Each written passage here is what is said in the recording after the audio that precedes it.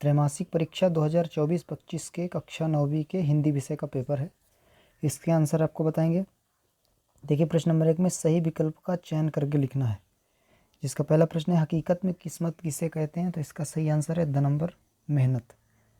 दूसरा क्वेश्चन है एक दिन भुज का गद्य की कौन सी विधा है, तो एक कविता है, नंबर हो जाएगा। तीसरे में तथैव का संधि विच्छेद बताना है, तो स नंबर पे जो दिया गया है तथा धन एव, ये तथैव का संधि विच्छेद हो जाएगा।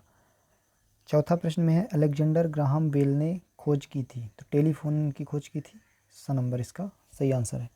तो आपके सही विकल्प थे 4 क्वेश्चन इसके आंसर। प्रश्न नंबर 2 में रिक्त स्थान में से सही विकल्प का चयन करके लिखना है। इसमें भी ऑप्शन दिए गए हैं तो आप देख सकते हैं। पहला है दुष्ट व्यक्तियों के साथ साथ आदर्श, फिर खाली स्थान दिया भी होते हैं, तो प्रणेता होगा यहाँ पे, इसका हो जाएगा प्रणेता। दूसरा है सच मानो मेरा बेटा एक प्यारा सा नन्हा सा फरिश्ता है, यहाँ पे दिया गया है फरिश्ता, ये इसका सही आंसर है। तीसरे में भारत के अंतरिक्ष केंद्र का जो नाम है इसरो है, यहाँ पे दिया है इसरो, ये इसका सही आंसर हो जाएगा इसरो।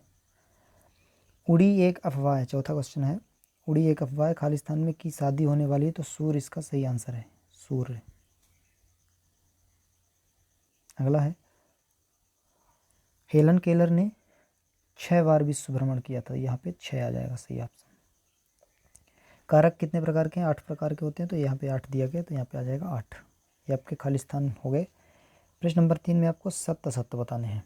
तो देखिए पहला प्रश्न है हेलन केलर को घुड़सवारी का शौक था, तो सत्य है। दूसरे में 2 वर्षों, नहीं यहाँ पे वर्णों होना चाहिए, 2 वर्णों से उत्पन्न विकार क्या कहलाता, संधि, तो ये भी सत्य है। विद्यालय में दीर्घ संधि है, दीर्घ स्वर संधि होता है, ये भी सत्य हो जाएगा, तीसरा भी। अल सुबह का अर्थ सायंकाल है, अल सुबह जो है वो प्रातःकाल होनी चाहिए, तो ये असत्य हो जाएगा, सायंकाल दिया तो। अंतरिक्ष यात्री की उम्र 40 वर्ष होती है, तो ये असत्य है, क्योंकि 40 के अलावा भी हो सकती है, इसमें केवल 40 दिया गया कि फिक्स। छठवां में कौन सा विराम चिन्ह है, यहाँ पे आप कुछ भी लिख सकते हैं, क्योंकि यहाँ पे जो क्वेश्चन है ये कौन सा पूछ दिया है, विराम चिन्ह का नाम पूछा है, जबकि ये होना चाहिए कि ये विराम चिन्ह है, तो सत्य सत्य बताना था, तो आप सत्य लिख सकते हैं, क्योंकि ये जो है विराम चिन्ह ही होता है। प्रश्न नंबर 4 में सही जोड़ी बनाकर लिखना है, तो इसको देखिए, इसमें ऑप्शन जो दिए गए हैं, पहला है सामंजस्य, सामंजस्य जो है वो तालमेल कहलाता है, तीसरे नंबर पे दिया गया है।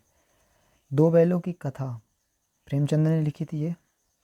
स्वप्न जो है तत्सम तद्भव देशज क्या है, तत्सम है, स्वप्न जो है यहाँ पे 6वें नंबर। हीरा मोती क्या है, हीरा मोती बैल हैं, इनका नाम था हीरा और मोती। साखिया एवं शबद जो है कबीरदास की रचनाएं हैं, दूसरे नंबर पे दिया है कबीरदास। और मिट्टी जो बचा है तुलसीदास, इस पे आ जाएगा 4थे नंबर पे, तो ये आपकी सही जोड़ी होगी। प्रश्न नंबर 5 देख लीजिए, एक वाक्य में उत्तर बताना है।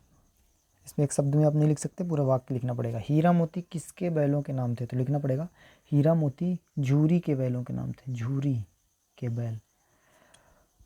दूसरा है सूरज के वह कविता में कवि किसे सावधान कर रहे हैं, तो जलचरों को सावधान करने की बात हो रही थी, जलचरों को, सूरज का जो ब्याह पाठ है उसमें दिया गया है जलचरों सावधान।